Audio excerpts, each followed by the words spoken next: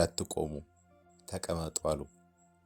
ምክንያቱም ትዳር ውስጥ የቆመ ሰው ችግር በተፈጠረ ጊዜ እየሄደ ነው የሚያስበው፣ እየተጓዘ።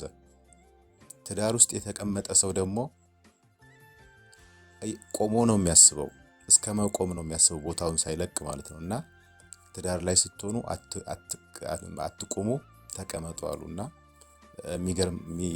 የገረመኝ አባባል ነው። ማለት የሰው ልጅ ቁጭ ብሎ ከሆነ ቆሞ እስከ መቆም ያስባል ያሉበት እና ያንን ለማለት ፈልጌ ነው። እና እህቴ ቆማለች ብዬ ስለማስብ ነው።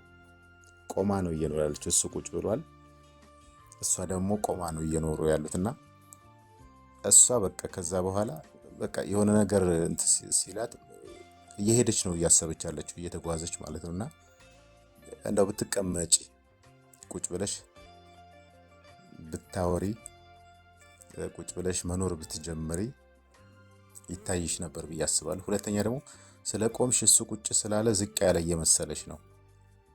ዝቅታ ውስጥ ያየሽው እየመሰለሽ ስለሆነ ነው። የቆመ ቀን ግን ችግር እንዳይሆንብሽ እልሻለሁ። ምናልባት መልካም ነው ስላልሽ ነው። መልካም ከሆነ አንድ አፍቃሪ ከምናፈቅረው ሰው የምንፈልገው ነገር አለና ያን የሚፈለግ ነገር ሰጥቶሻል። ከተሰጠሽ ደግሞ ከዛኛው ምን ትፈልጊያለሽ? ማለት ከዛ ከምንወደው ሰው የምንፈልገውን ነገር እዚህ ካገኘን በቃ ሌላ የተለየ ነገር አትፈልጊም ብዬ አስባለሁና ካንቺ በኩል የቀረውን ነገር ብትሰጪ።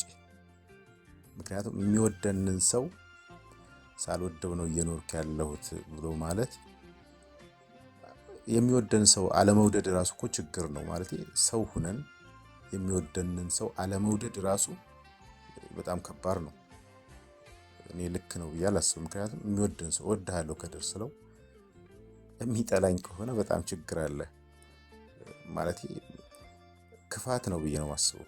ክፉ ነሽ እያልኩሽ አይደለም፣ ግን እየወደደን ሰው ለምን እንጠላለን? ለምን እሱ ጋር መኖር እንርቀዋለን? ለምን የሚለው ጥያቄ ለምን በቃ ራስሽ ላይ ለምን ምክንያታዊ ሁኚ። ከሱ ለመሸሽ ሊያርቅሽ የሚችል ነገር ካለ ልክ ትሆኛለሽ ብዬ አስባለሁ። ሁለተኛ ደግሞ ከሄድሽ በኋላ የት ልትሄጂ ነው? አንድ ሰው ከመሄዱ በፊት የት መሄድ እንዳሰበ ማወቅ አለበት። የት ነው የምትሄጂው ሄደሽ? እሱን ነው ማሰብ ያለብሽ። ምክንያቱም እንደው የድሮ ብለሽ የምታስቢው ሰው እንኳን ራሱ ብታገኙ ያኔ ድሮ በምታቂበት ባህሪ አይደለም የምታገኘው። ቅርጹ ተቀይሮ፣ ባህሪው ተቀይሮ፣ አስተሳሰቡ ተቀይሮ አንቺ ምናልባት ከ10 ዓመት በፊት የነበረውን ሰው እያሰብሽ ከሆነ አሁን ከ10 ዓመት በኋላ ሌላ ሰው ነው።